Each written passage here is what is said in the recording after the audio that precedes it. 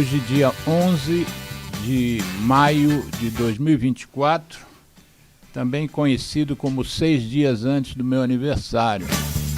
E nós hoje vamos bater um papo sobre alimentação, um aspecto da alimentação que nós vamos abordar, um item culinário que é muito frequente, praticamente está inserido em toda a preparação, quase todas as preparações, até mesmo nas saladas, nós vamos conversar hoje sobre gordura, sobre óleo, sobre azeite, e eu não coloquei no texto, mas eu também gostaria de conversar sobre manteiga, margarina, enfim, são todos itens que quem faz um ovo frito costuma usar alguma dessas gorduras. Quem faz algum preparado de carne normalmente usa uma dessas gorduras. Saladas usam azeites.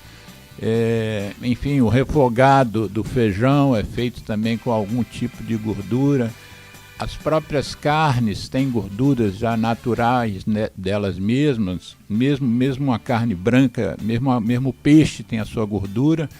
E isso tudo vai fazer parte do nosso organismo, né? Uma vez que a gente se alimente com esses itens, isso vai trabalhar, vai entrar no nosso metabolismo, vai se coligar com uma série de outras substâncias ou moléculas que tem dentro do nosso organismo.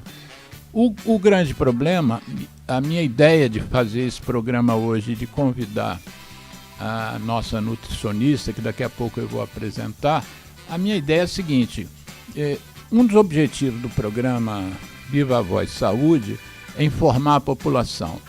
A população informada, ela tem um poder maior de fazer escolhas melhores. Não basta a informação para a gente fazer escolhas melhores, né? Existe uma série de questões psíquicas nossas, culturais, como é que a nossa família se alimenta ou se alimentou no passado, nossos pais e avós, isso tudo faz parte da nossa cultura. Então, às vezes, não basta a gente saber que determinado item não é benéfico para a gente evitá-lo ou para a gente reduzir o consumo. Existe uma série de fatores, mas, evidentemente, sem informação fica difícil, né? Se você não sabe minimamente o que é que você está botando na sua preparação para se alimentar, como é que você vai fazer escolhas melhores se você não sabe o que é melhor, o que é pior? Nós fizemos também, por outro lado, já 1 ou 2 programas aqui sobre a questão da rotulagem.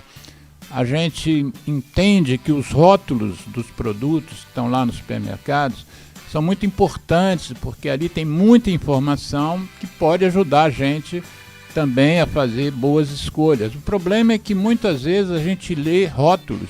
Eu sou médico. Muitas vezes eu leio um rótulo e eu não tenho a menor ideia do que aquilo quer dizer. Por exemplo, às vezes eu não sei que ali tem 2, 3 tipos de açúcar, com nomes diferentes. Não vem escrito açúcar, vem escrito uma série de outros nomes técnicos que a gente que é leigo, eu no caso aí seria um leigo, a gente não entende. E um último adendo, antes da gente efetivamente começar o nosso bate-papo, o último adendo é que a cada dia que passa, mais estudos têm demonstrado uma relação direta entre a alimentação e a qualidade de vida das pessoas. Não só a qualidade, mas o tempo de vida, ou então também o tempo de vida com menos doenças, né? Porque às vezes você pode viver muito, mas com uma série de doenças durante décadas, né? E a gente sabe que a alimentação está intrinsecamente associada ao desenvolvimento de uma série de doenças, e a nossa convidada tem se dedicado também muito a isso, no sentido de que essas tais doenças que a gente chama, tem uma sigla, né? Que é DCNT, doenças crônicas não transmissíveis. Até o século XIX, meados do século XX, o que matava mais as pessoas eram as doenças infecciosas, via de regra transmissíveis. A tuberculose, por exemplo, matou metade da população da Europa, antes do alemão descobrir a causa da doença e antes do ucraniano Selman Waksman descobrir o primeiro medicamento, que foi a streptomicina. Então, o grande o grande fator de mortalidade daquela época era justamente as doenças infecciosas, infecto-contagiosas, doenças infecto-transmissíveis. E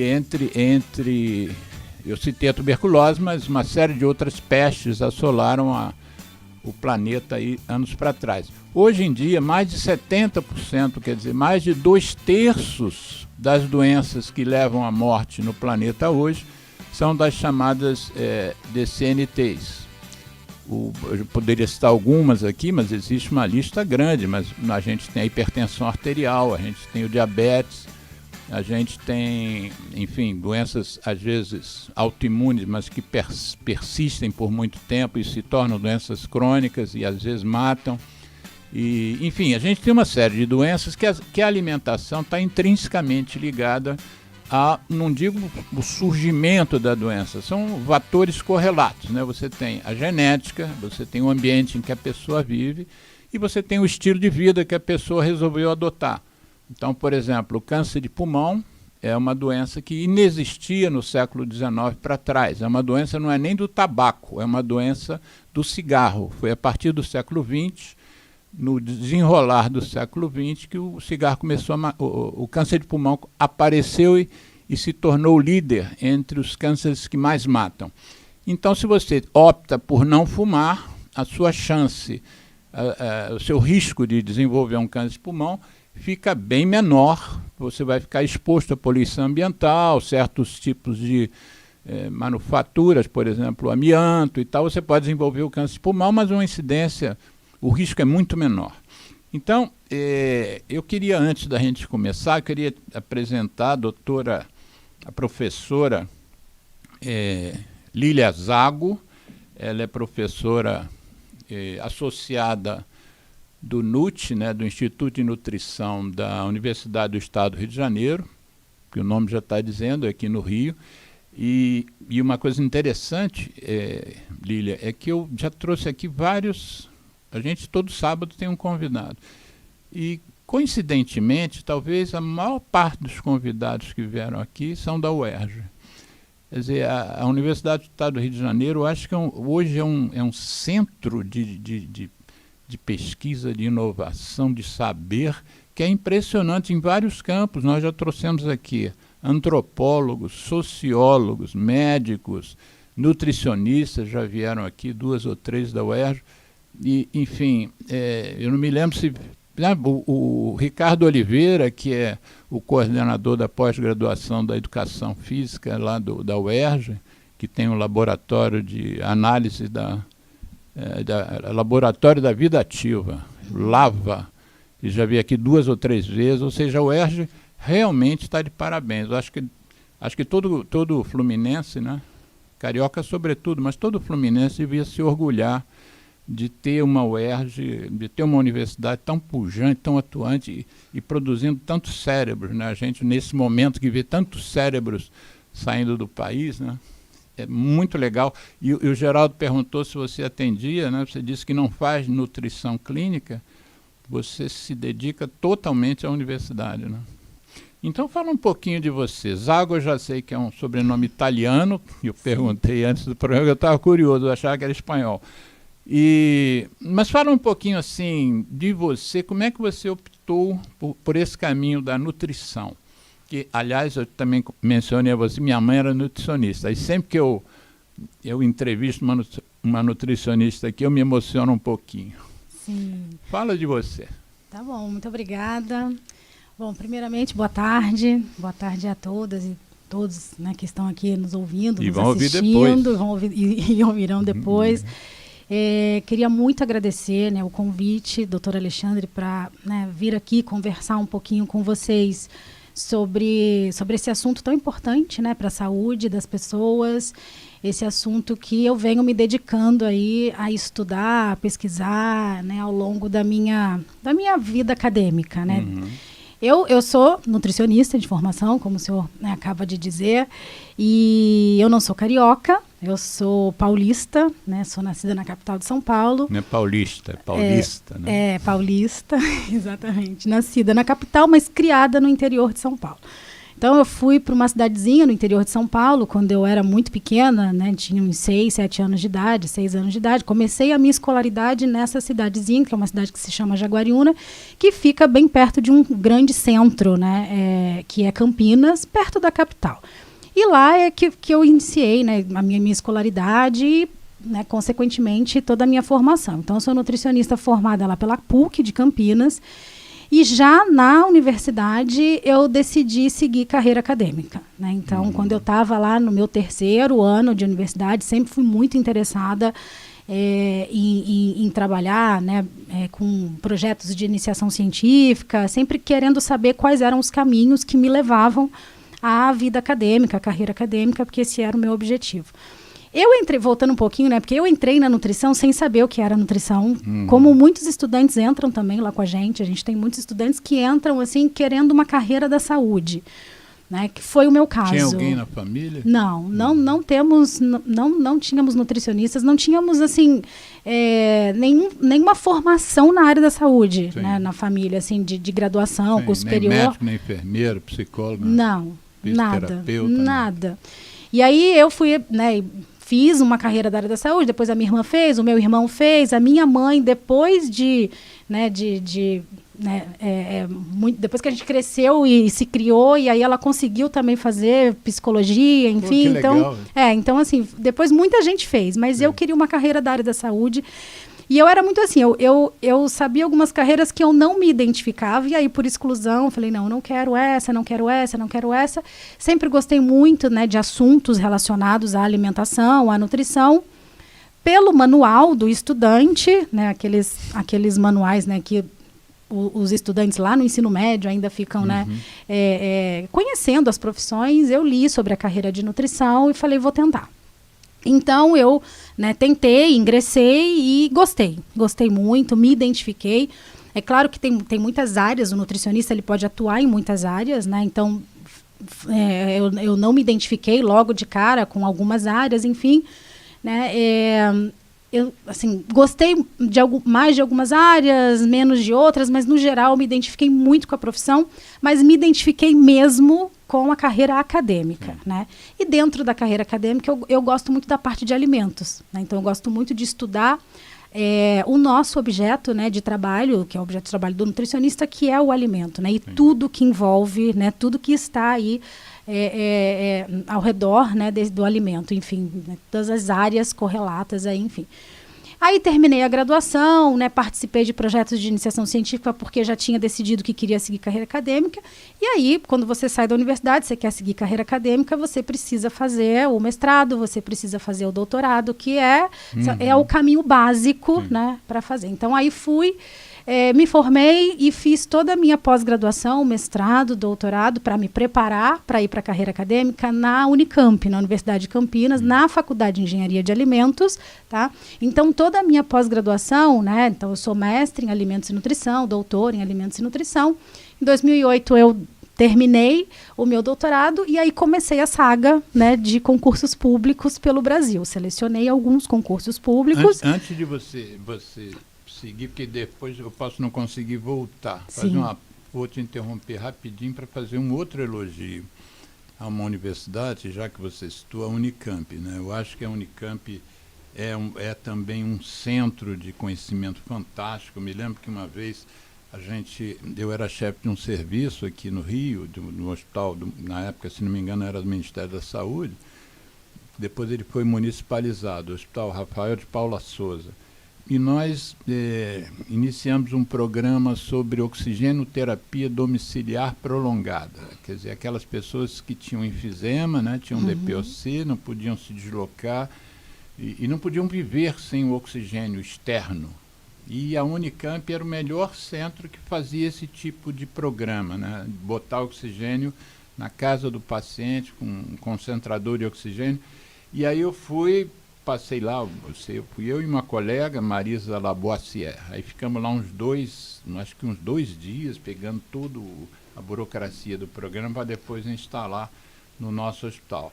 E uma outra relação que eu tenho com a Unicamp é com o Luiz Carlos Dias, que é um professor do Departamento de Química, que ele foi de uma importância extraordinária durante os 3 anos da pandemia, porque ele conseguiu juntar o talento dele, o conhecimento, uma capacidade de comunicação muito grande, e ele ajudou muito a informar as pessoas sobre a Covid, né? E eu estou mencionando o Luiz Carlos Dias agora, porque agora em junho ele vai lançar um livro, cujo título eu não estou me recordando, mas eu vou buscar aqui no intervalo, que é um livro que ele fala sobre a importância da ciência. Sim. Que foi o papel que ele exerceu, né? Ele conseguia quebrar aquela questão das fake news, a desinformação intencional, criminosa, né? Que rolou durante a pandemia.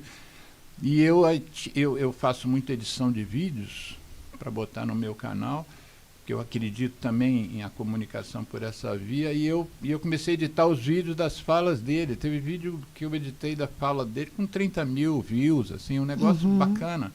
E ele vai lançar o livro e eu espero poder trazê-lo aqui. Mas eu fiz essa ressalva para não deixar passar a importância da universidade, e uma universidade pública, né, que está sempre sob risco, né? Tanto a UERJ, eu me lembro da UERJ quando eu trouxe aqui, se não me engano, o Ricardo, da atividade física. Vocês estavam sem receber salário, né? Profissionais tão gabaritados, dedicados à causa do ensino, da pesquisa, da inovação, sem receber salário.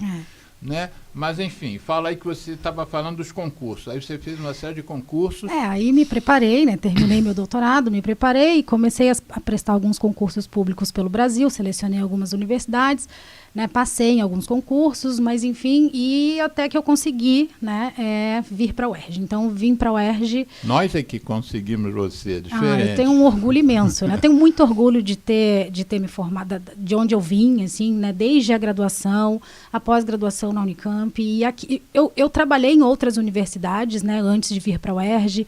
Então, eu trabalhei na PUC, né? Minha primeira experiência docente, né, foi na própria PUC, como professora substituta. Depois eu cheguei a trabalhar, né, há algum tempo também como professora substituta na Unifesp, no campus da Baixada Santista. Né, eu não gosto muito de sigla. Fala o que é a Unifesp. A Universidade Federal de São Paulo. E trabalhei um tempo lá e prestando os concursos para professor efetivo. E aí, em 2011, né, eu consegui a vaga na UERJ e vir para a UERJ. Eu costumo dizer que a minha vida, assim, é uma vida antes da UERJ e uma vida depois da UERJ. Assim, eu tenho um orgulho imenso, né, de ser professora da UERJ, né, de trabalhar lá, né, de exercer as minhas atividades lá. Da UERJ. O que você acha tão legal na UERJ? Eu dei uma visão que é minha. Qual é a sua? É uma universidade de excelência, né? É uma universidade que para além dessas questões, né, de produção de conhecimento de alto nível, né, de excelência, de reconhecimento nacional, internacional, em todas as áreas, né, que atua, em termos de formação, em termos de produção de conhecimento, em termos de ações extensionistas com a população ali ao redor. Então, é sem dúvida uma universidade, assim, de excelência, né?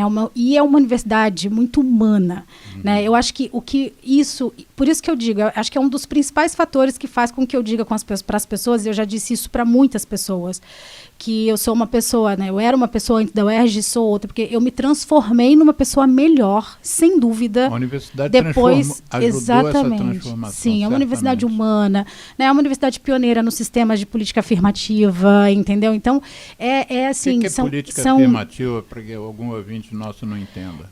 São as famosas políticas de cotas, né? As cotas destinadas às pessoas, né?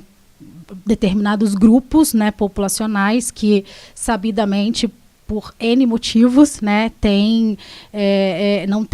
não têm as mesmas oportunidades, não estão em condições de concorrência justa, né, com a maior parte da população, né, por questões relacionadas, né, questões sociais, questões étnicas, questões raciais, questões, né, importantes e que devem ser consideradas de fato, né, no momento de oportunizar essas pessoas para o ensino superior. E a UERJ, assim, ela é muito, né, é muito importante, assim, historicamente, né, para que essas ações, né, viessem a acontecer.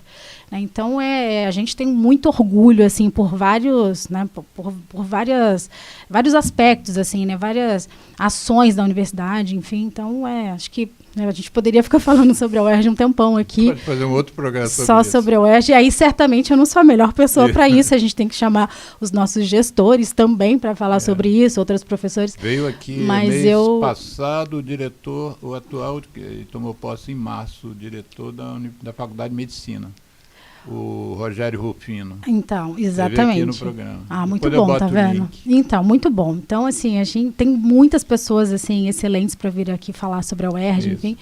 Mas eu tenho um orgulho, né, muito grande mesmo, assim, de fazer parte, né, da UERJ, de ser uma UERJiana, como a gente diz, né, então, nos corredores da universidade. Você já fez um breve resumo, né, da sua graduação, pós-graduação, mestrado, doutorado e a entrada como uma acadêmica na universidade.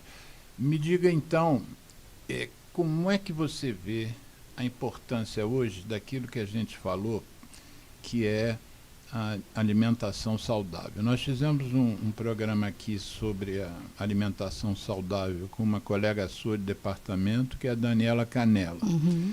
Fizemos também um programa com a nutricionista que te indicou para mim, para eu te convidar, que é a Ana Carolina Feldenheim. Nós fizemos um programa sobre alimentos ultraprocessados e alimentação saudável também.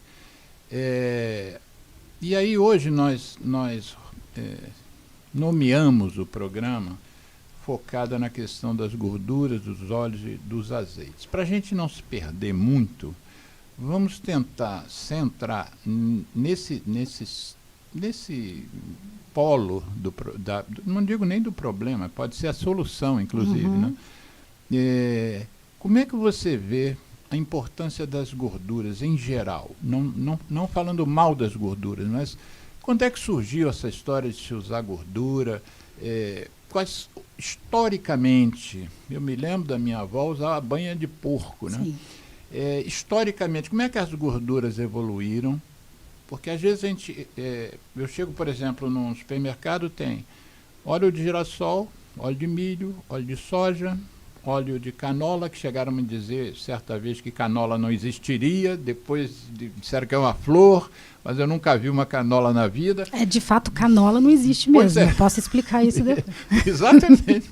Um dos motivos que eu trouxe você aqui é para me explicar o que é óleo de canola. Sim. E aí você tem outras gorduras que a gente ouve, as pessoas falam com naturalidade, gordura saturada, gordura insaturada, mas se você perguntar à população, a população não tem a menor ideia do que é gordura saturada e não saturada, ou sei lá, medianamente saturada.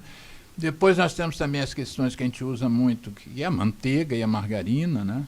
Eu me lembro quase que eu vou fazer 69 anos dia 17. E eu me lembro, se não me engano, do surgimento da margarina como uma alternativa, não sei se mais saudável na época ou alternativa mais barata à manteiga.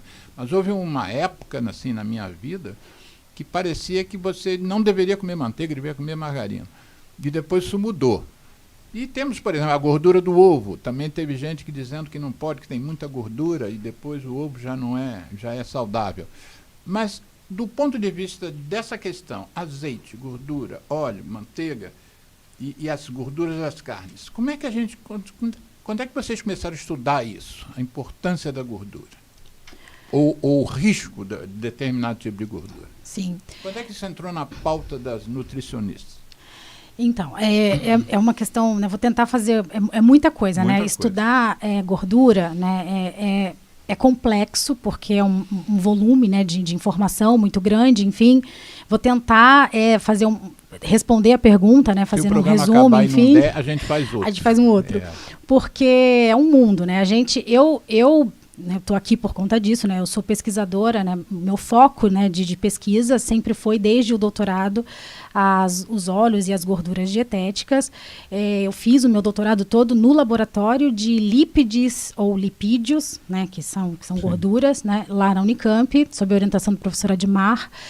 E foi lá que eu aprendi muito sobre isso. E uma das primeiras coisas que eu aprendi, né, é que as gorduras, porque muitas vezes a gente tem uma visão assim de que gordura é vilão, gordura é mal, a gente sempre tem que evitar a gordura, e não, né? Então eu tenho me esforço muito para que a gente não passe essa mensagem de que gorduras são ruins, óleos e gorduras são ruins. Eles são muito importantes, né? Eles são nutrientes muito importantes, né, para o nosso corpo, assim, para além, né? Só chamar de nutrientes já alivia a barra da gordura. Exato, são nutrientes, são considerados nutrientes, né? Os lipídios, né? Quando a gente vai dar nome técnico, digamos assim, né, em termos do aspecto químico daquela molécula, né, então são nutrientes, né, importantíssimos. Então a gente precisa consumir esses nutrientes. Então, para além de uma função, precisa consumir.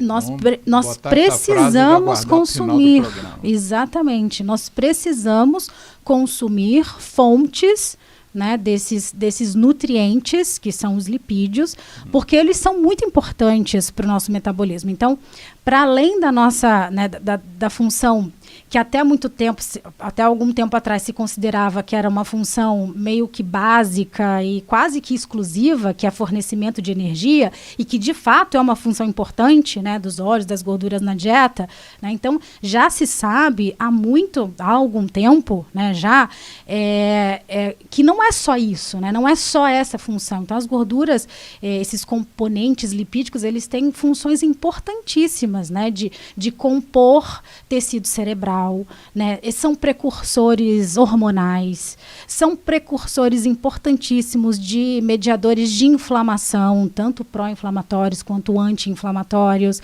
Então a gente precisa muito, né?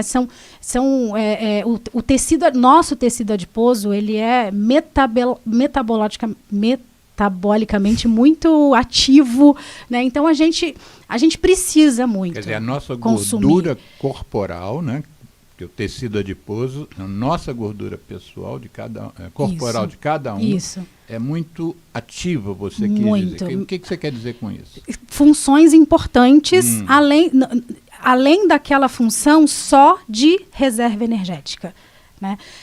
Que é o que, há algum tempo atrás, porque quando a gente fala assim, tempo, né? Eu não vou conseguir precisar tempo, mas se você comparar as pesquisas com relação ao valor nutricional de proteínas, por exemplo, isso é muito estudado desde muito tempo. As gorduras, né, esse aspecto mais metabólico, além dessa coisa só de funcionar como reserva energética, é mais recente, né? Década de 50, 60, enfim, que os estudos, né, vêm comprovando mesmo assim, essa funcionalidade tão importante da gordura, né, a ponto, né, de relacionar o consumo excessivo ou o tipo da gordura, já chego lá com como fator de risco, né, para desenvolvimento de alguma doença, ou então, né, como algum fator protetor, né, para controlar o desenvolvimento, prevenir, controlar o desenvolvimento de alguma doença. Você fez uma observação agora, 2 ou 3 frases atrás, que eu voei para o teu currículo, e lá no teu currículo fala que você tem um interesse particular na questão dos alimentos funcionais. E aí você agora falou na funcionalidade. E para muitos leigos, a ideia de alimento funcional ainda não chegou, né? Mas eu sei que vocês nutricionistas já falam isso, já dão uma atenção a isso. Tenta explicar rapidamente para a gente o que você chama de alimentos funcionais e o que isso mudou também de uns anos para cá, né? Que essa questão também é relativamente nova. Sim. O que são alimentos funcionais? A ideia. Então, a gente já evoluiu a um ponto, como, né, você acabou de dizer, assim, isso é complexo em termos conceituais, é complexo até para os próprios pesquisadores, mas, assim, no geral, né, a gente chama de alimento funcional aquele alimento, e as gorduras estão incluídas nessa definição, nesse contexto também, aqueles alimentos que possuem, né, componentes em sua estrutura que exercem alguma função biológica no nosso organismo que vai além daquela função clássica de nutrir. Então, uma função de agir como, por exemplo, tem um componente que tem ação antioxidante, tem uma ação anti-inflamatória, né, tem né, alguma atividade, né, uma ação de inibir em algum processo lá do ciclo celular a atividade, né, de crescimento de algum tipo de câncer, entendeu? Que, ações antitumorais, enfim. Então, compostos que fazem parte do alimento e que exercem essa função em algum sistema biológico, né, para além daquela função de nutrir, a gente, né, normalmente, eles são chamados de alimentos funcionais. Né? Dá um exemplo, alguns para as tipos ficarem com isso bem claro. Uma função, por exemplo, de algum alimento. Tá, vou pegar como exemplo, então, um óleo. Ótimo. Que é um alimento funcional clássico, tá. E tem a ver com o nosso tema, que é o meu objeto de pesquisa hoje em dia. Eu sou especialista em azeite de oliva. Isso. Então, o azeite de oliva, né, ele é um alimento funcional. Né? Por que ele é um alimento funcional? Porque em sua composição, ele tem né, todo óleo, tá? Assim como todo óleo, 98%, 99% da composição daquele produto, do azeite, é gordura, né? É lipídio, tá? Que são 90%. 98%. O resto é água. Não. Nem água, nem água não tem. Não tem, porque senão não misturaria. Não azeite tem. Não mistura com água. Praticamente nada no processo. Não vou dizer que não tem, mas tem pouquíssima, né? Os óleos geralmente são praticamente 100% óleo mesmo, tá? E de todo né, toda a composição, 98%, 99% é lipídio. E é um tipo de lipídio específico que são os famosos triglicérides. Né? Então, o azeite ele é formado 98% disso. Esses 2%, 1%, 1,5%, 2%, que aí depende muito de cada tipo de óleo, né? No caso do azeite, é formado pelo que a gente chama de compostos menores. São compostos químicos, né? De tamanho molecular menorzinho, que são os famosos compostos fenólicos, os tocoferóis, que é o grupo, né, onde está a vitamina E, por exemplo, os carotenoides, né, que são pigmentos, e outros compostos químicos ali, né? Eles são inseridos ou eles fazem parte da oliva, da azeitona. Eles fazem parte da planta. Tá. E aí eles estão tanto na folha da árvore quanto no fruto, que é a azeitona, e quando extrai o óleo, eles passam para o óleo também. Tá. Estes compostos são os compostos que reconhecidamente possuem ação antioxidante, anti-inflamatória, antitumoral. Não é o 98% Em termos de... Os outros também têm uma relação. Mas a relação dos 98%, ela tem uma relação com a saúde também, principalmente os ácidos graxos monoinsaturados, né, que estão presentes nessa fração de 98%. Mas essa fração é uma fração que é difícil separar, mas eu vou tentar separar. É a fração mais da nutrição. Tá. Né? E a questão do alimento funcional mesmo, não que essa fração esteja excluída dos alimentos funcionais, né, da definição dos alimentos funcionais, mas esses compostos menores é que são os grandes responsáveis por fazer com que o azeite seja considerado um alimento funcional. Porque, por exemplo, os principais desses compostos menores, os mais estudados, são esses compostos fenólicos, que eles têm ação antioxidante, ação anti-inflamatória, ação antitumoral, então diversos estudos pré-clínicos e muitos ensaios clínicos, né, já há algum tempo sendo realizados e comprovando os benefícios, né, do azeite de oliva e atribuindo esses benefícios, né, de prevenção e controle de doenças crônicas não transmissíveis, atribuindo esses benefícios a esses compostos e principalmente por conta da ação antioxidante, anti-inflamatória desses compostos, porque já se reconhece, né, já é de amplo conhecimento da comunidade científica que essas doenças, né, elas são multicausais, claro, mas estresse oxidativo e um processo inflamatório, né, são importantes, né, no processo de desenvolvimento dessas doenças. Você citou, também eu peguei no seu currículo, a questão de você ser especialista em azeite de oliva. Sim. Então, 2 perguntas sobre isso. Primeiro, existe azeite que não seja de oliva? Existe. Azeite de quê, por exemplo? Aqui no Brasil, por exemplo, às vezes a gente encontra o dendê como azeite de dendê também no mercado. Tá. E que eu me lembro, assim, a maior parte são chamados óleos. Mas a gente encontra também azeite de dendê. Dendê é um coquinho, né? Na palmeira, exatamente, o coquinho da palmeira, isso mesmo. Uhum. E aí pode ser que o dendê também, né, seja chamado de azeite, né, de dendê, enfim. Mas no geral, o azeite, o nome, né, essa terminologia é mais específica para o azeite, diretamente para o azeite. Outra coisa que a gente vai lá no supermercado, do ponto de vista do alimento funcional, tem azeite que diz que tem acidez X ou Y. Qual a importância da acidez do azeite no ponto de vista de ser benéfico, mais ou menos? Às vezes vale a pena pagar mais caro, não vale? O que é essa acidez do azeite? Sim, essa é uma grande dúvida que todo mundo tem. A acidez é uma questão importante no azeite, mas não é a mais importante. Não é a única que a gente tem que olhar quando a gente vai escolher um bom azeite.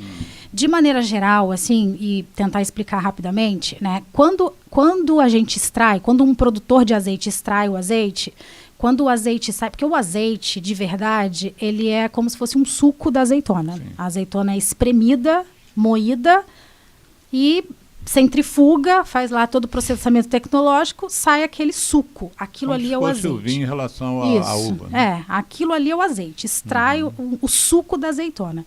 Quando o produtor extrai esse azeite, né, esse produto, ele tem que classificar o produto dele mercadologicamente. E aí é que ele classifica esse produto em extra virgem ou virgem. Outra pergunta.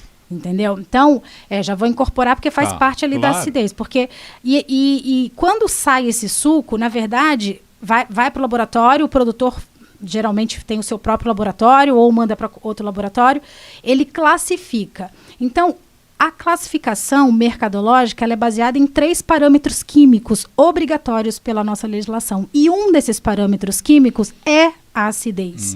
Então, por exemplo, se quando o produtor extraiu aquele azeite dele, se a acidez daquele azeite deu até 0,8%, ele é um azeite extra virgem. Até 0,8%. Até 0,8%. Se a acidez deu mais do que 0,8% e foi até 2%, ele é um azeite virgem. Ele pode comercializar ainda, mas não como extra virgem, tá? Se a acidez daquele azeite deu mais do que 2%, é um azeite muito ruim e ele nem pode comercializar, que aí é o que a gente chama de azeite lampante. O que ele tem que fazer? Ele tem que voltar o azeite para a planta dele, refinar esse azeite e aí ele pode dar outro destino. Voltar para a planta dele, você quer dizer botar ele na máquina de novo? Aí é outro processo, outro processamento tecnológico, se ele tiver condição de fazer isso, porque às vezes ele não tem, ele ou tem que vender ou destinar para outro fim, porque não pode comercializar. Biocombustível, combustível, enfim, outro que não seja alimentação. Entendeu? E por que a acidez acima de 2% não é bom para aí é que vem, porque isso faz com que o produto fique suscetível à degradação, né? A degradação e aí formar compostos indesejáveis e que podem causar algum danos para o organismo quando a gente consome. Quanto menos ácido, menos ele se degrada. O índice de acidez é um parâmetro de qualidade, tem a ver com a qualidade, né? Mas não é o único parâmetro, né? Mas é importante, assim. Agora, uma acidez de 0,8 é uma acidez super baixa. Uma acidez de até 2%, é uma acidez um pouco mais alta, mas é uma acidez ainda considerada, né, dentro dos parâmetros de qualidade. Só não pode ser extra virgem, né? O que vai influenciar um pouquinho mais, assim, quando a acidez é um pouco mais alta, influencia, né? Tem essa questão indireta com saúde, enfim, mas é mais as questões assim de estabilidade daquele óleo para cozinhar depois, principalmente, né? Que se ele tem mais acidez, ele fica um pouco mais instável para cozinhar, embora não tem problema cozinhar com azeite, a gente pode chegar lá nesse ponto também mais tarde. É uma outra dúvida, né? O azeite é saudável, mas não para usar como fritura. Pode usar também. Isso é uma coisa polêmica, mas pode ou deve?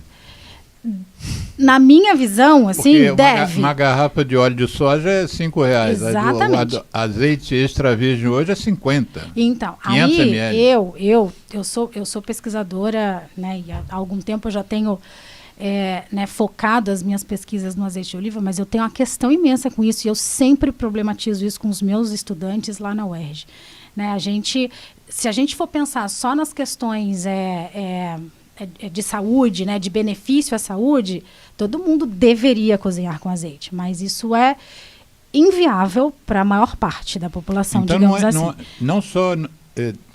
quando você diz deveria cozinhar, quer dizer que não tem impedimento. Não tem impedimento. Porque existe o mito de que não se deve fritar azeite. É um mito, exatamente. É um mito. Então, assim, antes da gente entrar nessa questão de cozinhar, só fechando a questão da acidez. Então, assim, um óleo de baixa acidez é um óleo de boa qualidade. Mas a gente não precisa ficar preso só nisso, não. Existem outras questões, né, importantes também de serem olhadas no rótulo para a gente garantir, ou pelo menos, né, ter indícios de que aquele azeite é de boa qualidade. Né? O índice de acidez está ali como parâmetro químico obrigatório para fazer essa classificação mercadológica, tem essa relação com a saúde, porque não pode ter uma acidez muito alta, porque indiretamente isso é, né, prejudicial, porque torna esse azeite mais suscetível à produção desses compostos indesejáveis e tudo mais. Né?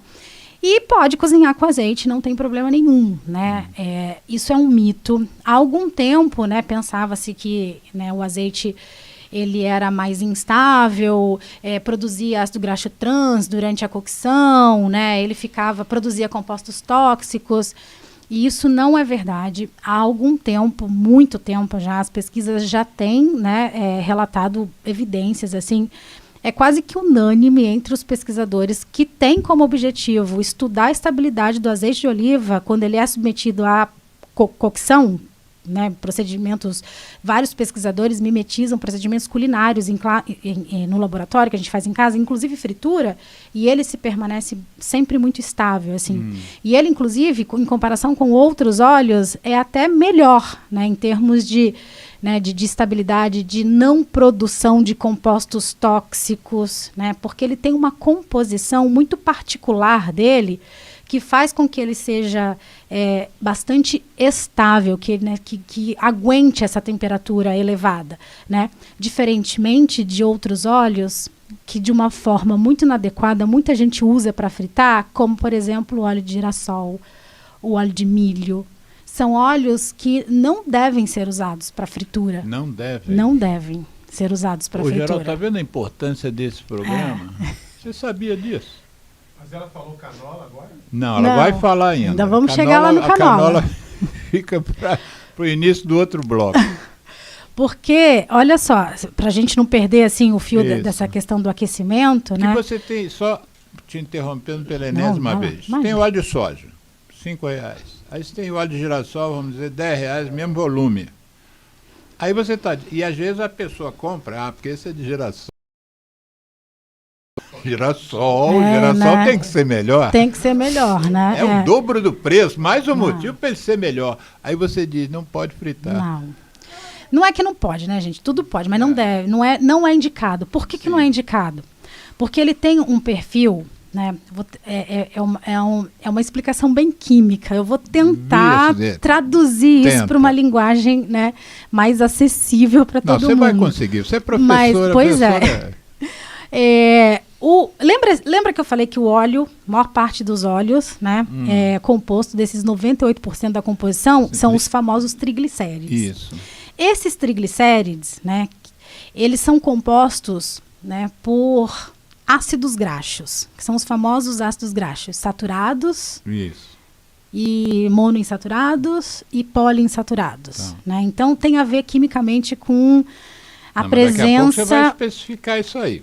Tem a ver Segue que, por aí, mas depois a gente volta, né, nesse tipo de classificação. Isso, exatamente. Então, eles são formados, esses triglicérides, né, que são os triacilgliceróis, mas mais conhecidos como triglicérides, eles são formados por uma combinação. Então, é uma molécula, né, quimicamente falando, é uma molécula do grupo de álcool, que é o glicerol, e ligada nessa molécula existem sempre 3 ácidos graxos. E aí é uma combinação característica de cada tipo de óleo. O azeite de oliva, por exemplo, ele tem, em sua maior quantidade em termos de ácidos graxos, o famoso ácido graxo monoinsaturado, que tem efeito muito importante, né, na saúde, assim como os outros também, mas um efeito super reconhecido de, né, redução de risco para doença cardiovascular, né, cardioprotetor, enfim. E eles são formados, o azeite é formado predominantemente desse tipo de ácido graxo. Então, e esse tipo de... o óleo não deve ser visto, a gordura não deve ser visto como vilão, como o ácido graxo também não. Não, de jeito nenhum. De então jeito nenhum. A gente precisa, porque inclusive... a gente pensa, graxo, gordura faz mal. Não, é porque chama ácido graxo, que é o nome do composto químico ali, é ácido graxo mesmo.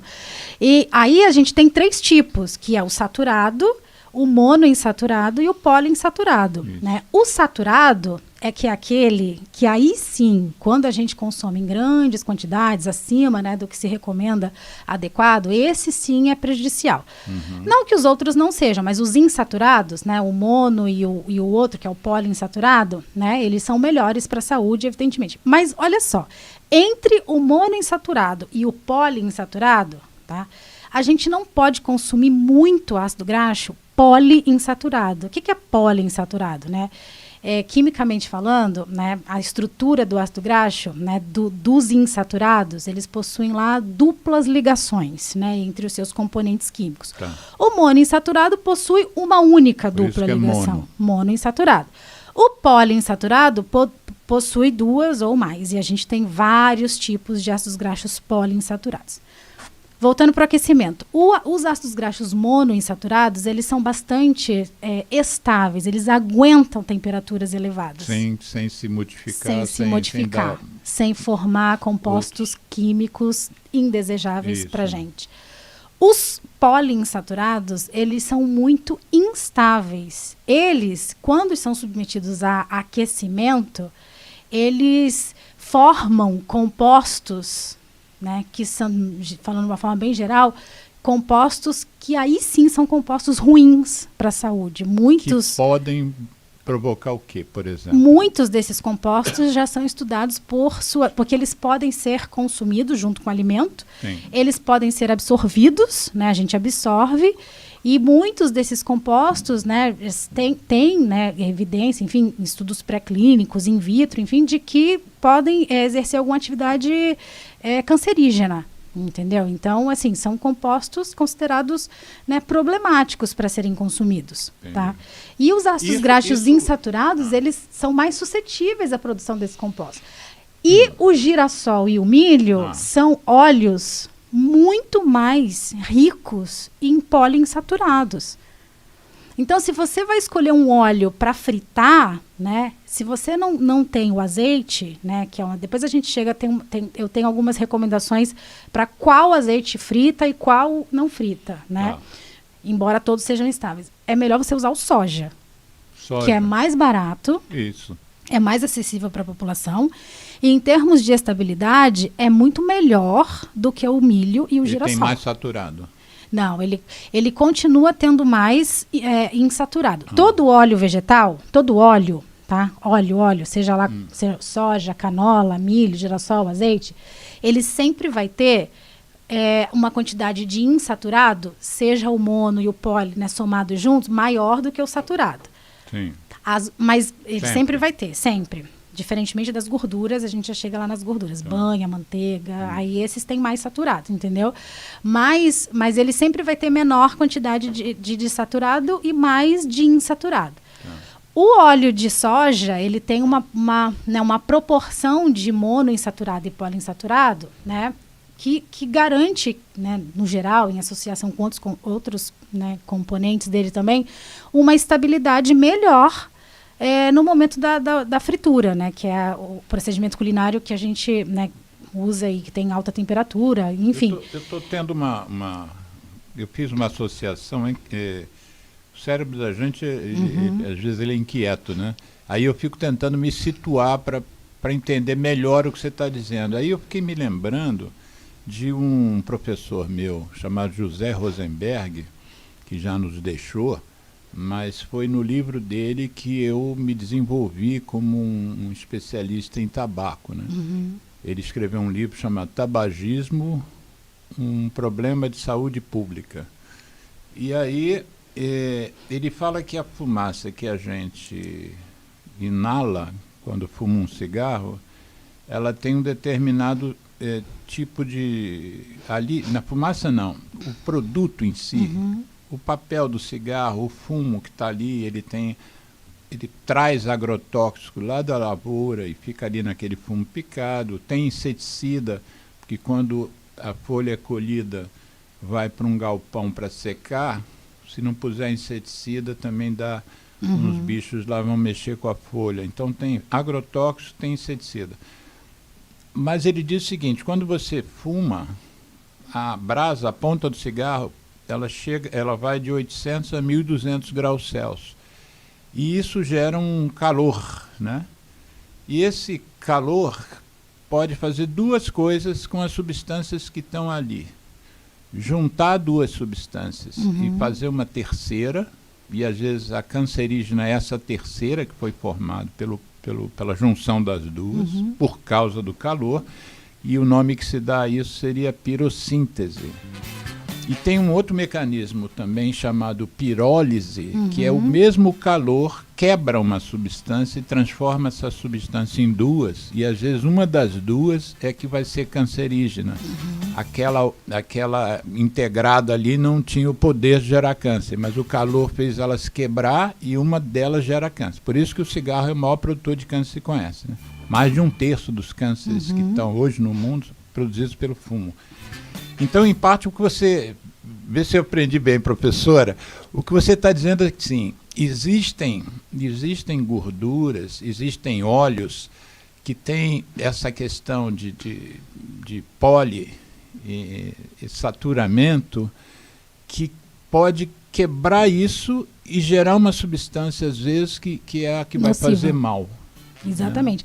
No caso específico das gorduras, né, que a gente está falando de oxidação, essa é um processo de oxidação térmica, né? Então, existem o que a gente chama de produtos primários da oxidação. Então, isso acontece também, assim, é o aquecimento junto com o oxigênio também, que está ali, então essas reações. Então, a molécula de gordura que era estável, né, quando ela estava na sua forma original, quando ela sofre, né, a influência dessas ações, né, a ação física do calor, o oxigênio, enfim, então ela vai, né, sofrendo, perdendo elétrons e ela vai ficando quimicamente instável e ela precisa reagir com outras moléculas para se tornar estável novamente, que esses são os famosos radicais livres. E elas, quando dentro do nosso organismo, né, elas acabam reagindo com as nossas biomoléculas, com as nossas macromoléculas, né?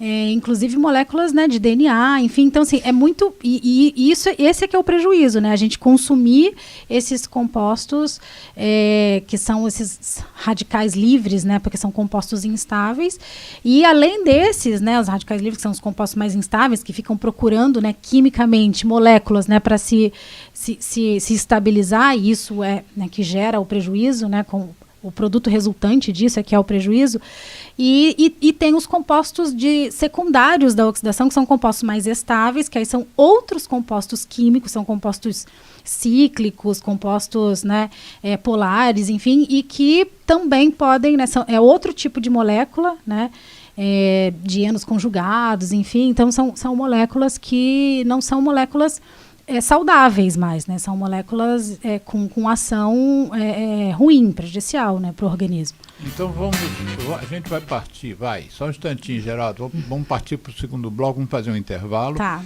Mas eu queria voltar ao azeite. Por que está tão caro o azeite agora, então, de um ano para cá? Tem vários fatores que estão influenciando, mas um dos principais, assim, claro que a gente está vivendo, né, momentos de guerra, enfim, isso também acaba evidentemente, eu não sou nenhuma especialista em custo, não vou conseguir nem, assim, 1% explicar. Mas existe uma grande, né, explicação que, assim, o azeite, né, ele é muito instável em termos de safra, assim, né? Então tem ano, isso mundialmente falando, então tem ano que as safras são melhores, tem ano que as safras são piores, enfim. E a gente tem tá num momento, né, por conta das questões climáticas, né, em que as safras de azeite, elas não estão vindo, né, a produtividade vem caindo. A safra de azeitona, na verdade. De azeitona, né? Exatamente. A produção de oliva, né, principalmente na região ali do Mediterrâneo, que é de onde vem, né, a maior produção de azeitonas, que produz a maior concentração, maior quantidade de azeite no mundo, né, vem caindo, né, não é só isso, né, mas isso é uma grande questão. E a Espanha, né, está muito em crise na produção de azeite. A Espanha é o principal produtor de azeite do mundo, assim, eles produzem azeite para vender para o mundo todo. Então, um volume muito grande. E a Grécia? E a Grécia produz também, né? Não chega nem perto. Não. Para vocês terem uma ideia, os 3 principais produtores de azeite mundiais Espanha sempre, nunca ninguém consegue nem chegar na Espanha, né? E aí o segundo e o terceiro lugar ficam oscilando, Itália, Grécia, né? E, enfim, são os 3 principais, assim, né? Espanha, Itália e Grécia. Espanha, né, produz, assim, quando está produzindo bom, produz, assim, mais de 1 milhão de toneladas, né, de azeite por ano. Os outros, né, o segundo lugar, que vem depois, produzem, aí depende muito da safra, mas vamos lá, numa média... 1 milhão. 1 milhão de toneladas. Tá. Aí Itália e Grécia ficam lá variando entre o segundo e terceiro lugar, 500 mil toneladas, 300 mil, 600 mil, depende muito Se da... somar os dois não dá a Espanha, né? A Espanha produz muito, muito, muito azeite. E está em crise, assim como todo mundo está em crise. Só que Espanha em crise tem um impacto, em crise de produção, tem um impacto muito grande, assim, né? Então... E aí o preço sobe. Aí é um dos motivos aí. É um dos motivos, exatamente. Então nós vamos fazer um intervalo. O Geraldo vai escolher uma música sobre cigarro. Né? É sempre sobre cigarro. Depois a gente volta com Canola, hein, Geraldo? ZY1 201, Associação Comunitária Nossa Senhora de Copacabana, 98,7 FM, a onda que chega ao seu coração. Rua Hilário de Gouveia, número 36, 9º andar, Copacabana, Rio de Janeiro.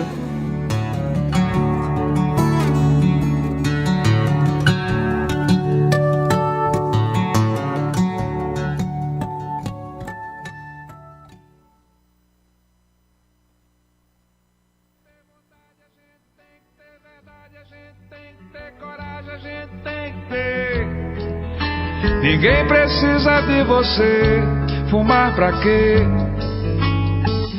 Sem você estou melhor, porque meus sentidos me dão mais prazer. Sinto mais felicidade sem saudade de você. Sinto mais cheiro da flor que amor, já nem lembro tanto de você. Conheci a liberdade de verdade. Fumar pra quê? Antes tarde do que nunca, nunca é tarde pra aprender. Nem foi difícil assim te esquecer. Tudo é questão de querer vencer. Saúde a gente tem que ter, vontade a gente tem que ter, verdade a gente tem que ter, coragem a gente tem que ter. Ninguém precisa de você, fumar pra quê?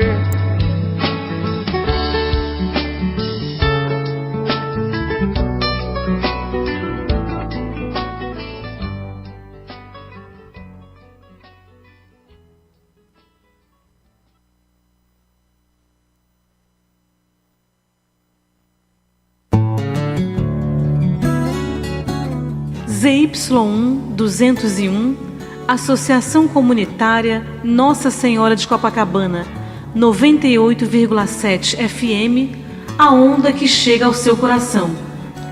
Rua Hilário de Gouveia, número 36, 9º andar, Copacabana, Rio de Janeiro.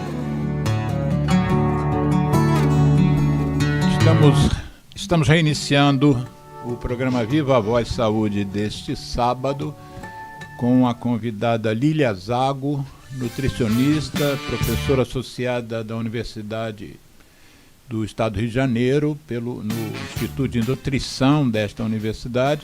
E nós hoje estamos conversando sobre as gorduras, os óleos, azeites, e ainda temos que falar algumas coisas sobre manteiga, né? E eu fiz uma menção no início do programa, já que ela fez a pós-graduação dela na Unicamp. Eu fiz a menção a um grande amigo meu, Luiz Carlos Dias, que se destacou durante a pandemia do SARS-CoV-2 por tentar botar alguma racionalidade nas explicações. Eu não sei se todos se recordam, não faz tanto tempo, a campanha contra as vacinas que foi feita por grupos organizados e muito bem organizados e usando as redes sociais, gerando uma dúvida na população, e o Luiz Carlos Dias foi um desses baluartes de informar bem a população. E ele está lançando um livro agora, em junho, cujo título tem tudo a ver com isso que eu acabei de dizer. O título do livro é Não há mundo seguro sem ciência. Vou repetir. Não há mundo seguro sem ciência. E aí o título é completado com a luta de um cientista. O Luiz Carlos Dias é um cientista, é um pesquisador, como a nossa convidada de hoje, só que em outra linha. Ele é do Departamento de Química, ele é eu acho que se chama Sociedade Brasileira da Ciência, eu não sei se está correto o nome, mas ele é um pesquisador e um cientista, e ele contribuiu muito, certamente salvou milhares de brasileiros de tomarem decisões equivocadas, com receio de virarem jacaré, ou das mulheres falarem fino depois de tomar vacina, uma série de absurdos que a gente foi obrigado a conviver durante a condução desse processo. Então está aí a lembrança, Luiz Carlos Dias, um grande abraço. Não há mundo seguro sem ciência. Há mundo seguro sem ciência, Não há mundo Lília? seguro sem ciência, definitivamente. Você que é também uma cientista. Então, o Geraldo levantou uma questão que já tinha me vindo também, já, se não me engano, em um outro programa, que é a história do óleo de canola, né? O que é esse óleo de canola? Óleo de canola, famoso. Custa caríssimo também. As pessoas, às vezes, muitas famílias fazem esforço para comprar, porque houve, né, um certo estímulo de consumo desse óleo. Por que houve um certo estímulo, né, de consumo desse óleo, e é o que faz com que, né, algumas pessoas indiquem, é porque ele tem uma quantidade de ácido graxo monoinsaturado muito grande. Sim. Muito mais do que poliinsaturado. Então tem a ver com aquilo que a gente estava conversando anteriormente. Ele tem uma quantidade de monoinsaturado muito parecida com a do azeite, né? Mas é só isso que ele é parecido com o azeite. É só porque ele tem uma quantidade de monoinsaturado grande. Mas o que é o canola, né? Porque às vezes os meus estudantes também ficam surpresos, né, quando eu explico, enfim, porque eles me perguntam, professor, o que é a canola? Porque a soja, a gente sabe de onde vem, da soja, vem do milho, vem do girassol, vem da azeitona, mas e a canola é o quê? Não existe a canola, né? Porque esse nome, canola, né, na verdade, é uma sigla, né? É uma sigla para uma sigla para identificar, né, esse óleo, que é um óleo proveniente, né, de uma planta, claro, tá? Mas uma planta que foi, né, sofreu modificações genéticas, não é transgenia não, mas sofreu modificações genéticas para ficar comestível. E que planta é essa? É a colza. Né? Esse óleo ele é extraído da semente de colza, que é C-O-L-S-A? C-O-L-Z-A, colza, que é uma brássica, né, produzida. Hoje ela é, né, produzida. É o grupo, né? O grupo botânico, digamos assim, a que pertence, né, à colza. E hoje em dia ela é produzida, né, mundialmente. Canadá produz bastante, Japão, Estados Unidos, enfim. E essa planta, né, se extraía o óleo dessa planta, né, dessa colza, da semente dessa planta, só que ele era um óleo não comestível, porque ele era um óleo que tinha uma quantidade de um ácido graxo, né, que se chama ácido erúcico, que é extremamente tóxico, tá? Então era um óleo que não era comestível, ele só era utilizado para, né, para outros fins, para acender lamparina, fazer tinta, enfim, ele tinha outros fins, porque ele não era comestível. Na década de 70, uns pesquisadores canadenses modificaram essa planta no sentido de reduzir o teor desse ácido erússico, que é tóxico, a ponto de ser seguro para o consumo humano. Então, hoje em dia, o óleo de canola, que é o óleo da semente de colza, tem uma quantidade de erússico bem menor, mas ele ainda está lá presente no óleo, mas uma quantidade bem menor, considerada, né, segura para consumo. E aí, por conta, né, porque foram pesquisadores canadenses, né, que desenvolveram essa planta e extraíram esse óleo agora comestível. Então, canola vem daí, é a sigla do inglês, né, K-A-N, né, can, de canadense, né, de Canadá. Então, é Canadian Oil, de óleo, do inglês oil, low acid, né, que tem uma quantidade... Por isso é o LA no final. Por isso o LA no final, né, que é de low acid, que tem uma quantidade de baixa de ácido, mas que tipo de ácido? Desse ácido erússico, que é um ácido tóxico. Então, por isso que, né...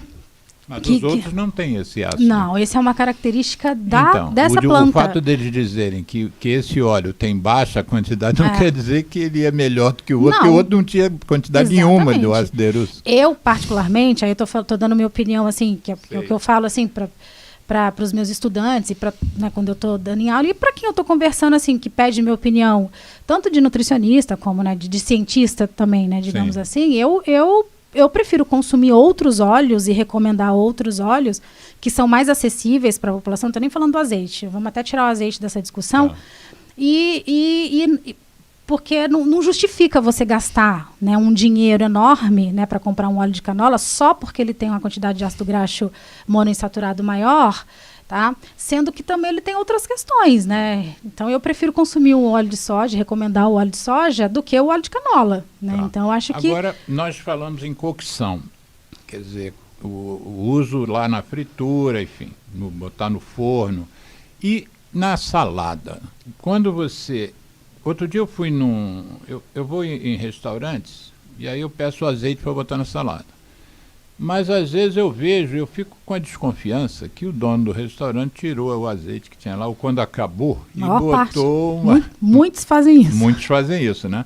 Aí outro dia eu vi um restaurante mais humilde, sem nenhuma pretensão, apesar de ser no Leblon, que é um bairro mais enriquecido aqui na cidade, mas ele usava um produto que vende na farmácia daquela forma mesmo, não havia ali nenhum escamoteamento. Era aquele azeite que tem uma mistura de um pouco de azeite e um pouco de óleo. E aí ele usava para as pessoas colocarem na comida mesmo, diretamente na comida. Aí eu te pergunto isso, a questão de tomá-lo puro, você sugere que a gente coloque na salada óleo de soja jamais, o óleo de soja pode colocar na salada? Azeite ou esse azeite com óleo? Olha, assim, vai tomar puro. Vai comer puro, para né? comer puro, assim, pode tudo, né? Mas assim, eu recomendo, se você for fazer, se você não tem o azeite e nem o azeite composto, que é esse óleo composto, e vai colocar só óleo de soja, aí eu acho que não precisa colocar na salada. Não é que não pode, pode, só que aí você vai estar consumindo gordura só, entendeu? E aí você tem o óleo... Não tem o benefício do azeite? Não tem o benefício do azeite, não tem gosto de nada. Então você não vai estar atribuindo um gosto ali, um sabor, né, específico. E você vai estar consumindo óleo de soja de outras fontes. Então você fez o arroz com óleo de soja, o feijão com óleo de soja, a carne, tem as gorduras provenientes. No final do dia tem uma quantidade grande. Então você não precisa aumentar o seu consumo energético do dia... né, desnecessariamente colocando óleo de soja na salada. Uma coisa que se faz muito em salada também é colocar maionese. O que é composto da maionese? Que tipo de óleo tem ali? Então, geralmente a maionese é feita com algum óleo, ou é óleo de soja, ou é óleo de girassol, óleo de milho. Sim. A maionese é uma emulsão, né, geralmente feita com ovos e, né, artesanal, digamos assim, né? Aquela que a gente Eu nunca consegui antigamente fazer. Eu nunca consegui dar o ponto muito, da maionese é em casa. É difícil, não é fácil, porque é difícil, né? Você tem que fazer a emulsão. Então, são ovos e óleo, né? Você faz a emulsão e a composição do ovo, ela é propícia para essa emulsão quando a gente está agitando, né? Porque na gema do ovo, né, tem um composto, né, que faz parte da composição ali da gema do ovo, que tem ação emulsificante, que é a lectina, né? Então, por isso que, né, a ação, por isso que você tem que colocar o óleo também mexendo, porque a ação mecânica, os componentes ali proteicos e lipídicos, né, do óleo, do ovo, faz com que, né, vire essa emulsão. Então, é basicamente ovo, né, ovo e óleo. A industrializada não, né? A industrializada já tem uma série de outros componentes que aí já é um ultraprocessado, né? E é diferente. Então, você está falando, se você for fazer a maionese em casa, você vai escolher o óleo, pode ser com azeite também. Pode ser com azeite também, com certeza. E aí você vai bater de uma certa maneira, deve ter tutorial no YouTube que ensina a fazer isso, mas então você está dizendo que isso é só isso. Esses dois ingredientes, artesanalmente, azeite e ovo. Mas eu só tenho medo de dizer que maionese artesanal, recomendar a maionese artesanal caseira, porque é feita com ovo cru, né? Aí ovo cru, né? Nutricionista sempre tem medo de recomendar ovo cru, né? Cru, exatamente. Porque tem algumas preparações, assim, do ponto de vista da culinária, né? Da arte de cozinhar, no campo da gastronomia, enfim, tem muitas preparações clássicas, né? Que são feitas com ovos crus. Maionese é uma delas. Por quê? Você disse que podem ter bactérias ali naquele salmonela, ovo. Contaminação por salmonela, né? E aí consumir cru realmente não é indicado. Embora, né, exista muitos pratos, né, muitas receitas que leva o cru. Mas aí fica por conta e risco de quem quiser consumir. Quer dizer que a nutricionista tem medo do ovo cru. Não, medo do ovo cru não, que eu adoro um ovinho de gema mole, né? Porque ovinho de gema mole, assim, mas aí eu assumo o risco de comer o ovinho de gema mole. Tá bom. Mas eu não recomendo que ninguém coma ovo de gema mole. Isso. Faz a gema ficar durinha lá para matar toda a salmonela que tem lá. Antes da gente falar na manteiga, já que a gente está na gordura, fala lá da banha da minha avó. E teve também um nosso mandou um comentário sobre isso que eu vou procurar ali. Mas minha avó usava banha de porco. Por que caiu em desuso, mas ainda vende em supermercado? Vende, é uma questão cultural, não é uma questão de hábito. Porque hoje em dia, e o que eu acho interessante hoje em dia é que assim, tem uma certa moda aí, né, de voltar a cozinhar com banha, né? Aí as pessoas virou moda. Virou? Não, agora eu nunca cozinhei com banha, eu não sei. Por quê? Porque assim, as pessoas fazem uma associação. Porque antigamente todo mundo cozinhava com banha. Antigamente é que era bom. Né? Antigamente que era bom. As pessoas, elas eram menos doentes do que hoje e elas comiam banha. Então, acho que deve ser a banha, mas não é isso, né, gente? Era todo um contexto. Sim. Primeiro que as pessoas eram mais ativas, né, fisicamente. Então, assim, não dá para você voltar a cozinhar com banha se você é sedentário. Sim. Tem uma vida super estressante, trabalha sentado o dia inteiro no computador, né? Então, assim, é outro estilo de vida. Então, não faz sentido, assim, né? Você voltar e atribuir essa saudabilidade maior das pessoas de antigamente a banha. Não é isso, entendeu? Então porque a banha é uma gordura, né, bastante saturada, né? Uma gordura, é por isso que ela é dura. Aliás, é bem importante isso, porque o tema do programa, né, óleos e gorduras, né? Tipo, qual é a diferença, né, de óleo e gordura? Geralmente a gente chama de óleo os óleos vegetais que têm aquela característica física líquida, né, a temperatura ambiente e tudo mais. As gorduras, né, a gente atribui mais esse nome gordura àquelas que são sólidas. Então, a banha, a manteiga, a margarina, exatamente. O que faz com que elas, né, sejam assim, tenham essa característica? Justamente a maior quantidade de ácidos graxos saturados em relação aos outros ácidos graxos, né, o monoinsaturado e o poliinsaturado. Por isso que elas são assim, firmes, né? Mais firmes, tá? E mais saudáveis, então, pelo visto? Não são mais saudáveis. Pelo né? fato de ter menos... Porque elas têm mais saturada. A gordura saturada, essa gordura, assim, ela é muito fácil da gente consumir em excesso, principalmente se a gente consome muita carne vermelha, né, muita, porque aí essas carnes, né, carne bovina, né, elas são carne de porco, carne de boi, enfim, a parte gordurosa, né, dessas carnes tem bastante ácido graxo saturado, né? Então, e aí os ácidos graxos saturados, sim, são reconhecidamente prejudiciais quando consumidos em excesso, né? Tanto é que a nossa recomendação de consumo de saturado é, de fato, menor do que o poliinsaturado, do que o monoinsaturado e o que o poliinsaturado, né? Então, em termos percentuais, por exemplo, de toda a caloria que você come no dia, né, recomenda-se que não ultrapasse 7% de saturada, que não ultrapasse 10% de poliinsaturada e que não ultrapasse 20% de monoinsaturada. Então, assim, o ideal é consumir... Eu vou botar no texto, quando eu reeditar o programa, eu vou botar essa legenda. Então, assim, traduzindo esses números, assim, para recomendação. Então, é bem, no geralzão, assim... É recomendável que você tenha como hábito, né, consumir um óleo que tenha realmente mais monoinsaturado do que poliinsaturado, do que saturado. Entendeu? Então, as gorduras saturadas, de fato, são prejudiciais, né, quando consumidas em excesso. Azeite, tá? Em primeiro lugar? Azeite em primeiro lugar. Mas tirando essa questão do custo, né, gente? A questão do custo, azeite, de fato... azeite virgem e extra virgem. Exatamente. Aí chegamos nesse ponto, a gente pode até voltar, desculpa, a questão da salada. Que eu falei assim, você vai falar assim, a professora nutricionista não recomendou colocar óleo na salada. Assim, o óleo de soja, mas não é que não pode. Se quiser, pode. Não vai acrescentar nada. Não vai acrescentar em nada. Não tem gosto. Não tem gosto. Né? Só vai acrescentar... O azeite tem. O azeite é saboroso. O óleo de soja na salada só vai acrescentar mais gordura no seu dia. E aí não precisa. Não precisa, entendeu? Agora, o azeite sim, porque o azeite você acrescenta gosto, né, sabor... E você consome aqueles compostos, aqueles 2% lá de ação antioxidante, anti-inflamatória, que faz diferença na sua dieta, com certeza.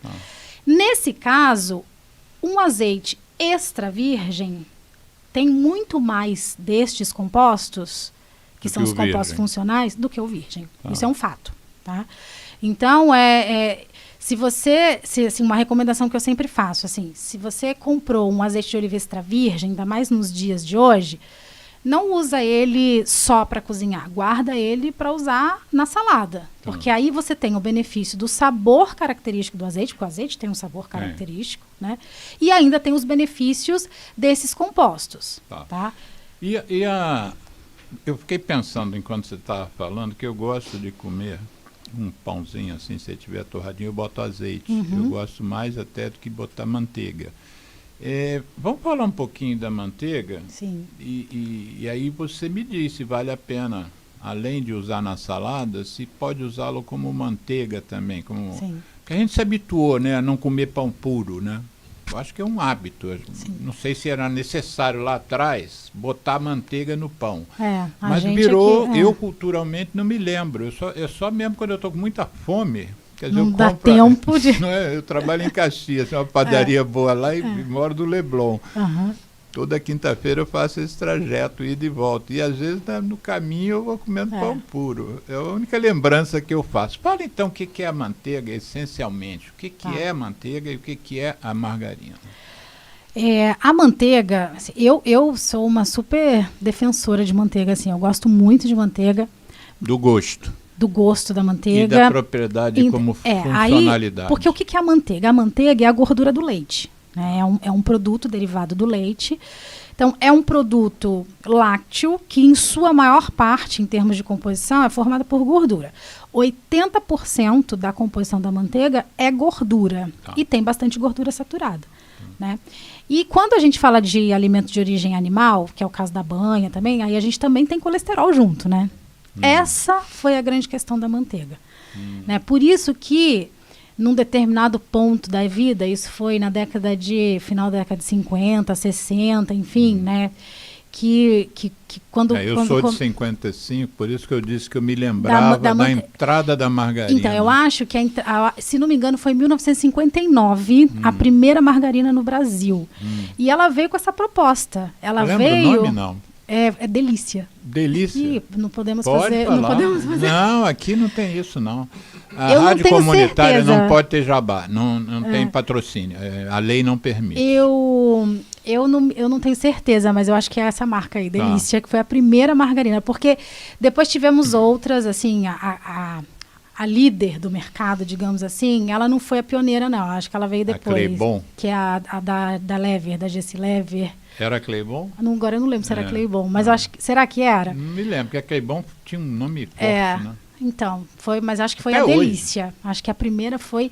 E deve ter sido, assim, a final da década de 50, início da década de 60. E a ela ideia veio... era que ela teria menos o quê? Então, aí ela veio com essa proposta de substituir A uma manteiga. gordura animal da dieta, né, Ah. que era a manteiga proveniente do leite, para reduzir o consumo de colesterol, né, gordura saturada e colesterol, principalmente. Então, ela veio como uma opção mais saudável, né, entre aspas, para poder tirar da dieta as fontes de gorduras animais e substituir pela de gordura vegetal, porque a margarina ela é feita a partir de óleos vegetais e muito óleo de girassol, óleo de milho. Daí depende, é uma combinação, né, de óleos vegetais. Então, ela veio como um produto para diminuir o consumo de ácidos graxos saturados, de colesterol, para aumentar o consumo de ácidos graxos poliinsaturados, né, que proveniente desses óleos vegetais, que eram as matrizes ali para se preparar a margarina, né? Só que aí, margarina, assim, tecnologicamente falando, para ela ter uma característica, porque aí tinha que ser um produto que fosse igual à manteiga de Sim. cor, textura, sabor. E aí a indústria de alimentos, né, tem que fazer um trabalho muito Aquilo virar forte um creme ali, depois. né, um creme pastosinho, que tivesse o sabor muito próximo com o sabor da manteiga. Então, a margarina é um produto ultraprocessado, que é o produto que mais tem aditivo alimentar. Porque precisa Eu me ter. lembro que uma vez me disseram que a margarina seria um isopor cremoso. Margarina é totalmente supérfluo, assim. Esse produto é um produto que, com certeza, eu falo para todo mundo, não comprem, não consumam. Nem como fritura, nem como Não. nada, botar no Nem empadão. como fritura, é manteiga não. Usa mesmo. manteiga e banha. Aí, na culinária, para fazer torta, né, empadão, massa de torta, molhos, aí você usa banha e manteiga, não tem problema. A não ser que seja um caso assim muito específico de problema de perfil lipídico sanguíneo muito grave, né? Tem assim, a pessoa tem um colesterol altíssimo, a pessoa tem, se a pessoa tem Insuficiência problema coronariana com dislipidemia. E dislipidemia grave, muito fator de risco para doença cardíaca. Aí não, aí é melhor evitar mesmo. Mas aí não é que tem que consumir a margarina, não. Aí não come nem a manteiga, nem a banha e nem a margarina, entendeu? Mas aí pode comer requeijão, porque olha só... É melhor do que a margarina, com certeza. Tudo é melhor do que a margarina, né? Porque a manteiga tu bota no pão assim, nossa, alegre. A margarina tu bota no pão assim, tipo assim, vou não quebrar deve um botar galho. no pão, esquece isso. Esquece, então... Não compra mais. Requeijão. O requeijão sim, pode. É que o requeijão é outro produto, né? Requeijão aí ele já é mais proteico. E requeijão também tem que tomar cuidado. Tem uns requeijões vendidos aí no mercado que não são requeijões, né? São bem ultraprocessados, assim, que não tem... Porque requeijão é um queijo, né? Originalmente, assim, o requeijão de verdade é um queijo cremoso. E aí tudo bem passar no pão o queijinho cremoso, entendeu? Mas, assim, tem muito requeijão aí que é basicamente só amido, né? Não tem... Em termos que é de carboidrato. sabor, o que você vê de diferença fazer uma fritura com banha ou com óleo de soja?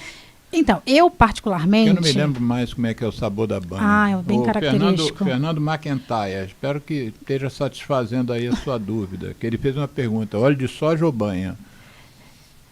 Bom, em termos nutricionais, óleo de soja. Óleo de soja. Em termos nutricionais. A banha dá Então, um sabor agora, diferente? de fato, a banha, para quem gosta de banha, né, é que eu particularmente, porque ela tem um sabor característico, assim, né? Tem um sabor mais forte. Você sente, assim, o famoso gosto de gordura. Quando você fala, tá com gosto de gordura, quando você cozinha com banha, você sente, né? Então, tem gente que gosta gosta disso. Então, assim, para quem gosta disso, não abre mão, tudo bem, faz um equilíbrio, não precisa ser todo dia, né? Tem lá a sua banha, enfim, não precisa ser todo dia, mas Agora, o óleo de soja não, né? O óleo de soja não vai dar gosto nenhum na comida. E fora que quando a gente cozinha com a banha, com a gordura, ou com a manteiga, ou com a banha, dá outra textura para a comida fica mais suculenta, né? Fica mais, a textura fica mais macia, derrete mais na boca, dependendo mesmo? Ela tem essa propriedade. E aí são propriedades tecnológicas, assim, das gorduras, né? Por isso que elas são tão utilizadas, né? Por isso que os franceses comem muita manteiga. Porque, de fato, é uma gordura, e a gente, né, antigamente se cozinhava muito com banha, né? Tem gente que faz arroz com banha, feijão com banha, e as pessoas que gostam falam que é outro tipo de comida, né? Tem um sabor bem característico. Essas pessoas vão mais saborosas. Acham mais saborosas, exatamente. Nós estamos conversando aqui e me veio uma questão em que você, dentre das suas atividades como pesquisadora e aplicando na prática, você tem estudado muito a alimentação como um fator de redução do impacto das doenças crônicas não transmissíveis, né, que a gente citou aqui. Fala um pouquinho do que você já percebeu, assim, qual é esse impacto de uma alimentação com gordura inapropriada ou com ultraprocessados isso contribuir, né? Não é a causa, mas contribui para as doenças crônicas não transmissíveis que eu citei aqui, que hoje representam mais de 70% das causas de morte da humanidade. O que essas tuas pesquisas têm te levado? Então, a gente, assim, o nosso grupo, né, o grupo que eu participo e que eu colaboro, né, e coordeno algumas pesquisas, a gente não faz ensaios clínicos, né? Então a gente estuda a matriz, né, alimentar, olhando para esses compostos bioativos, né, dentro dessa matriz alimentar, né? Olhando para a matriz alimentar como um todo, né, mas estudando os efeitos desses compostos. Alimentar? O alimento em si. Né, o alimento em si, a matriz alimentar é difícil, né? É uma linguagem bem lá de dentro do laboratório. É o alimento. Sim. É o alimento. E a gente trabalha bastante, né, no meu caso, aí é o meu objeto de pesquisa. Eu trabalho muito com o desenvolvimento de novas receitas, né, de formulações em que a gente enriquece alguns alimentos, né, com ingredientes que são fontes desses compostos que têm ação antioxidante, ação anti-inflamatória, enfim. E a gente estuda, né, a composição desse alimento depois que a gente enriquece, para ver se a gente conseguiu enriquecer mesmo, né, esse alimento. Então, a gente trabalha, por exemplo, enriquecer um alimento que originalmente não tem compostos fenólicos que têm ação antioxidante com azeite de oliva, que é uma grande fonte de composto fenólico. Ou então com um subproduto, que é uma linha de pesquisa que a gente tem trabalhado bastante, que é incorporar, por exemplo, folha da oliveira. Né? Isso não seria ultraprocessado, apesar de você estar fazendo isso no laboratório, não tem essa... Isso não se encaixa no ultraprocessado, isso é enriquecimento de um alimento que originalmente não tem aqueles componentes com um ingrediente que você sabe que tem, e depois você faz inúmeros testes para saber se você conseguiu incorporar de fato, se esses compostos não sofreram ação do processamento térmico, né, dos processamentos em si. A gente não desenvolve ultraprocessado, a gente desenvolve mais assim, mais alimento, né, focando mais nessa questão assim do artesanal, da possibilidade de fazer em casa, né, usando técnicas culinárias acessíveis para a população. A gente não é nada focado e voltado para a indústria, não tem aplicação. Tanto é que os nossos produtos, muitos nem vão ter aplicação industrial, né, porque não é essa a proposta. E aí a gente faz alguns testes, né, no laboratório, que são os testes pré-clínicos, né, testes in vitro, para saber se esses produtos exercem de fato a gente mimetiza, né, assim, a gente depois avalia, né, usando os protocolos que existem para isso, qual é a atividade antioxidante daquele produto que a gente desenvolveu, né? A gente tem testes, né, em culturas de células cancerígenas, e que é uma colaboração que a gente faz com outros professores também. Tudo isso é um grupo, eu não faço nada disso sozinha. Então a gente colabora com... Você está dizendo que você pega células cancerígenas e coloca uns fenóis desses para ver se combate, é isso? Eu particularmente não faço isso. Vou citar o nome da professora Daniele Ferraz, né, que trabalha com câncer, né, e eu colaboro muito com ela sim, a gente faz isso, a gente desenvolve, né, algum produto, né, existe essa possibilidade, né, desenvolve algum produto, aí a gente extrai o conjunto de compostos fenólicos desse produto que a gente enriqueceu por técnicas laboratoriais lá específicas para isso.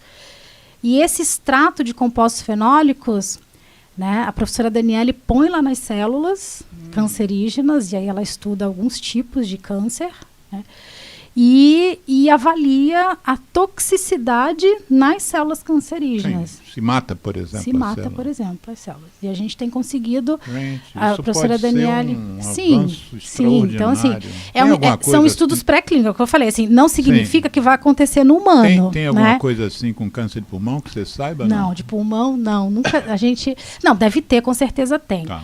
Mas a gente não tem experiência, assim. A colaboração com a professora Daniele, a gente faz câncer de fígado, câncer de mama. Você podia depois fazer a ponte da gente trazer a professora aqui. Sim, com certeza. Acho que vai ser legal, porque é um campo, para mim, por exemplo, um campo totalmente novo, que eu nem estava pensando nisso. A gente fala. A gente fala, por exemplo, de que a alimentação que não é legal pode levar a câncer. Mas você não fala que uma alimentação legal pode evitar o câncer. Exatamente. A gente não... Geraldo, você mencionou no primeiro bloco aí de trás da bancada, você mencionou do seu hábito nefasto de comer biscoito recheado com leitinho antes de dormir. Mas o leite é sem açúcar e é sem gordura. Sim, eu queria saber do biscoito recheado. Essas coisas ultraprocessadas tem um tipo de gordura que não diz, não está escrito, eu sou cheio de gordura. Mas quanto que tem de gordura num recheio desse de biscoito inocente, às vezes que vem com um bonequinho, e por exemplo, num pote de sorvete que tem pessoas, frequentemente o sexo feminino, que num momento de estresse, nutre uma paixão por aquele pote de sorvete e a colher, e fica tudo como se fosse uma pessoa só. Esse tipo de gordura que é açúcar pra caramba, Bastante açúcar. Como tem também no chocolate, não todos, mas... Que gorduras são essas? E outra coisa que a gente não mencionou do programa, e como eu disse, a gente vai ter que correr. Tinha um vilão chamado gordura trans, né? Sim, que é o da margarina. Era da margarina, agora não é mais, teoricamente não é mais, mas já tem um novo vilão. De se colocar gordura trans no alimento, nos alimentos processados. Sim. O que era a gordura trans que tiraram da margarina, por exemplo? Era o que isso? Então, essa questão dos trans, né, esses produtos, hoje em dia é outro tipo de gordura, a gente já chega lá, mas o biscoito recheado, os sorvetes, enfim, e outros produtos ultraprocessados com grandes quantidades de gordura, eles tinham muito desse tipo de ácido graxo, que é o ácido graxo trans. Esses ácidos graxo trans, que isso não tinha sido falado aqui ainda. É um tipo de ácido graxo, né? Então, a gente tem o ácido graxo saturado, aí tem o monoinsaturado, o poliinsaturado e tem o trans. Esse trans da margarina, por que trans? Acho que porque isso assim, o isopor. Porque assim, na natureza, né, a maior parte das ligações dos componentes químicos dos ácidos graxos, quase que a maioria, quase que a totalidade, eles acontecem, é uma coisa bem química também, mas eles acontecem numa isomeria, que é a isomeria cis. Ácidos graxos com ligações nessa isomeria, que é essa isomeria trans, naturalmente é uma quantidade muito pequena, muito pequena. Então, o processo de obtenção da margarina, o processo tecnológico, industrial, faz, né, essa isomerização das ligações, que é o que é necessário para essa gordura, que originalmente, lembra que eu falei que ela é feita a partir de óleos vegetais, que são líquidos à temperatura ambiente? Então, esse processo, que é o processo de hidrogenação, tá, faz com que, né, em contribuição com outros fatores, a gordura hidrogenada, e faz uma isomeria na ligação química ali dos componentes e de cis para trans, entendeu? Então, esses ácidos graxos, né, da margarina, depois do processo tecnológico, em sua maior parte, são ácidos graxos trans, que tiveram... Por que foi proibido? Porque eles são prejudiciais para a saúde. Eles são mais tóxicos, né, em termos de aumentar risco, né, coronário, enfim, do que os próprios ácidos graxos saturados. E o entendeu? sorvete hoje tem o Aí quê? mudou. Que tipo de gordura? Aí mudou, porque aí né, houve aí, né, um movimento da indústria de alimentos porque precisava informar o consumidor, né, isso depois de muita luta, muito trabalho, que é muito difícil a gente conseguir fazer com que a informação chegue, né, no rótulo, não sei o quê, mas enfim, né, conseguiu-se, né, fazer com que os produtores tivessem que colocar no rótulo do alimento a quantidade de ácidos graxos trans que aquele produto tinha. E aí ficou muito ruim para eles, né? Porque aí o consumidor, sabendo do risco de consumir ácido graxo trans, sabendo que naquele produto tem um mundo de ácido graxo trans, ninguém vai comprar, né? E aí Ou então pelo menos ninguém deveria comprar. Mas, acho que alguém ainda continuaria comprando, mas a maior parte acha que, né? E aí então a indústria acabou mudando o processo de obtenção dessas gorduras hidrogenadas, né, da margarina, que é um outro processo químico, que é o processo de transesterificação. Então, pula essa porque não tem condições. Esse processo é um processo químico. Não tem como complementar essa pergunta. 1 minuto para você falar da importância de se comer mais peixe em relação à gordura. Exatamente. 1 minuto. Nem deu tempo Geraldo tá ali na marcação. Olha só, nem deu tempo da gente falar de um outro aspecto importantíssimo das gorduras, vamos agendar outro programa. Que são as fontes de ácidos graxos ômega 3 e ômega 6. Opa, marcado.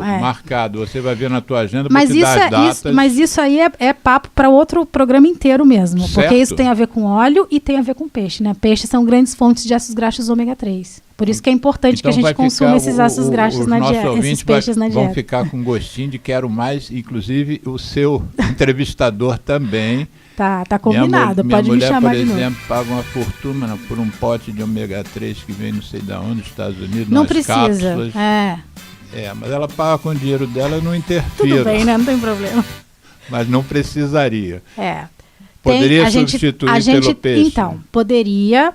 Só que é uma questão complexa porque tem que comer com uma certa frequência, né? Tem que comer pelo menos... vai ficar para o próximo pelo menos programa. Umas 3 vezes na semana tem que comer e tem que comer peixe que tem ômega 3, porque tem peixe que não tem. 3 frases para você encerrar o programa. De tudo que nós falamos, você tem mais 1 minuto para dizer assim, 3 frases que você recomendaria. Se fosse assim, ó, seu filho te pede uma orientação, como eu devo me alimentar em relação a gorduras. 3 frases rápidas para aquela câmera ali. Tá.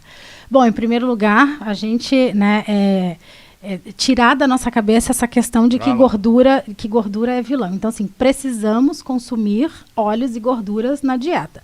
São fontes importantes de nutrientes e de compostos bioativos, né, que são os famosos alimentos funcionais, falamos sobre eles aqui, tá?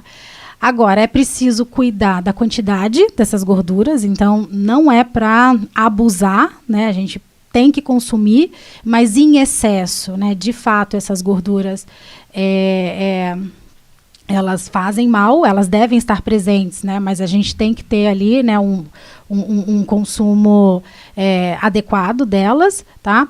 E dar preferência para comida de verdade, né, gente? Então, assim, cozinhar em casa, né, usar as gorduras como ingrediente culinário, né, para poder fazer as preparações em casa. Então, sempre dá preferência para comida de verdade, né? Muito obrigado.